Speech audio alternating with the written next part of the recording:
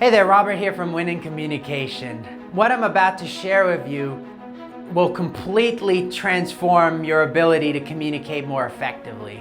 So there are two main types of communicators.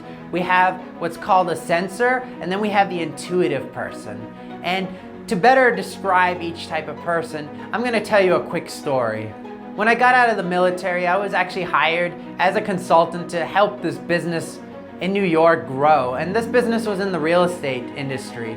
And what they were really good at was meeting people and helping them get out of foreclosure. And they would negotiate with the banks and get this really good deal. And then they would negotiate with investors to actually purchase that house. And what was great is the homeowner would walk away with no foreclosure and no debt on that house. And the investor would walk away with a great piece of property that they could get at a good price. Now, the CEO of this company happened to be what you'd call a sensor. And sensors are called sensors because they take in information using their 5 primary senses. And they're very focused on the today, the tried and true. The way you can identify them is they use very specific communication.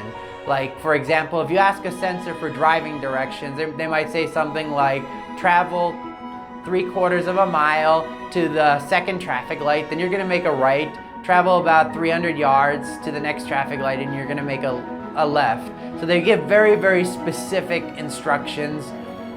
Intuitives, on the other hand, they're more abstract. These are your visionaries, your future-oriented people.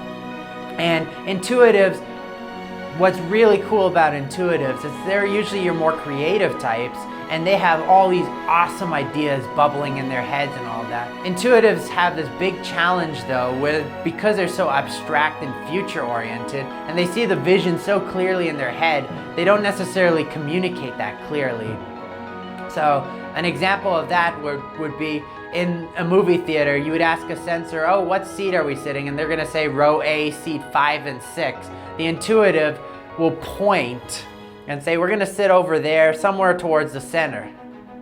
And as you can see, both the intuitive and the sensor have the same picture in their head, but the intuitive uses less specific language and therefore has trouble communicating that idea to a sensor. And that can cause some friction. How does this information benefit you? Well, first of all, about 70% of the people in this world are sensors, and only about 30% of them are intuitive. So chances are you are a sensor, and if you're talking with an intuitive and they're more abstract, you're able to quickly realize they are intuitive, and instead of getting frustrated and all of that, you just ask them specific questions and you're able to get them out of their head and pull that vision out. And it might take a little bit of work, but with practice, you'll finally be able to communicate effectively. And for you intuitives, now you know that sensors need very specific details and they're not nearly as future oriented as you. So take the time to really condense your vision, write it out, and give them the time to focus on that vision.